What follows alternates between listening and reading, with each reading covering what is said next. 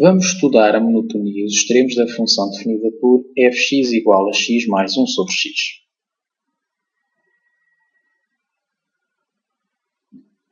Para isso, comecemos por derivar a função f. Como a derivada de x é 1 e a derivada de 1 sobre x é menos 1 sobre x ao quadrado, portanto, esta segunda expressão pode ser obtida derivando a divisão, portanto, de 1 por x, aplicando a regra da derivada da divisão, é uma das maneiras, e, portanto, obtemos a expressão derivada que é 1 menos x ao quadrado. O passo seguinte vai ser encontrar os pontos críticos desta função, ou seja, encontrar os zeros da função derivada. Igualando a derivada a zero, a expressão da derivada a zero, vamos obter x² menos 1 sobre x ao quadrado igual a zero. Portanto, esta expressão obtém-se do primeiro membro, obtém-se reduzindo ao mesmo denominador o 1 da expressão derivada e o 1 sobre x ao quadrado. E, portanto, uma fração vai-se anular quando o numerador é zero e o denominador é diferente de zero. Portanto, é evidente que o denominador não se pode anular, porque, por exemplo, se tivermos 3 sobre 0, esta expressão não vai fazer sentido na matemática, porque figura um zero no denominador. E, portanto, temos que x ao quadrado menos 1 tem que ser zero e x ao quadrado tem que ser diferente de zero. Ora, acontece que x ao quadrado menos 1 é zero quando o x é 1 ou menos 1. Portanto, podia resolver-se esta equação escrevendo x ao quadrado igual a 1, de onde sai que x é igual a mais ou menos 1. São os números cujo quadrado dá igual a 1. Portanto, aqui neste caso, o fator, ou melhor, a condição x² diferente de 0 não produz qualquer efeito, porque x ao quadrado é 0 apenas quando x for 0 e, portanto, não interfere com as soluções 1 e menos 1. Pelo que os pontos críticos vão ser o 1 e o menos 1. Vamos agora estudar o sinal da derivada numa tabela, onde figura o estudo do sinal de f' e da monotonia da função f. Portanto, nesta tabela vão ter que aparecer os pontos críticos na primeira linha, portanto, que é o menos 1 e o 1.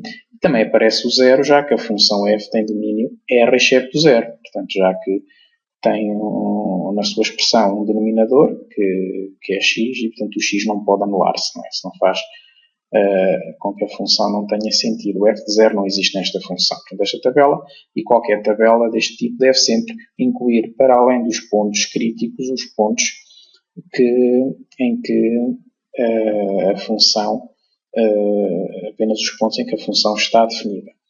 Portanto, para estudar o sinal da expressão derivada, que recordemos que pode ser escrita na forma 1 menos 1 sobre x ao quadrado, que é igual a x ao quadrado menos 1, tudo sobre x ao quadrado, podemos separar a expressão no seu numerador e o denominador, estudando o sinal separadamente em cada linha. Então, na segunda linha da tabela aparece o estudo do sinal do numerador, da expressão derivada, e, portanto, como se trata de uma expressão quadrática que tem como gráfico uma parábola, sabemos que a parábola tem concavidade voltada para cima, já que o coeficiente x ao quadrado é 1, e, portanto, será negativa entre os zeros, menos 1 e 1, e positiva fora deles. É isso que se pode observar na segunda linha da tabela.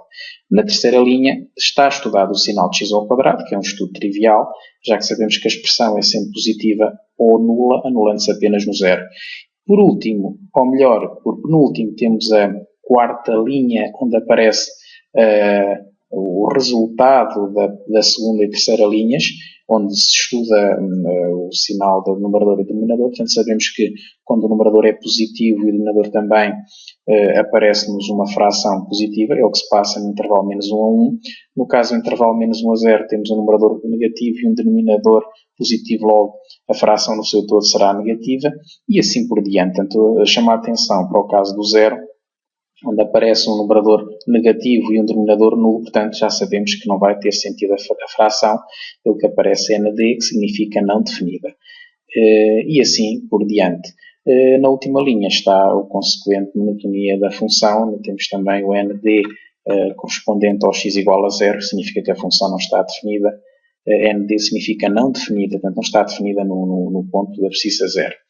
E, portanto, a conclusão que se vai tirar é que a função é crescente menos infinita menos 1 E em 1 a mais infinito, temos mesmo que apresentar assim de forma separada, não temos que pôr de menos infinito a menos 1 reunido com 1 a mais infinito, porque a função pode eventualmente decrescer entre o menos 1 e o 1, portanto nós não garantimos que ela vai sempre a crescer no intervalo reunido, mas precisamente de forma separada, e decrescente de menos 1 a 0 e em 0 a 1. Portanto, é as conclusões que se podem tirar da tabela. Os pontos x igual a menos 1 e x igual a 1 são pontos de máximo e mínimo, neste caso local, respectivamente. Podemos observar neste gráfico parte do gráfico da função f, o seu máximo local, que é o f de menos 1, que é menos 2, portanto este menos 2 pode ser obtido substituindo o x por menos 1 na expressão algébrica da função f, e o mínimo local, que é 2, que resulta de calcular o f de 1.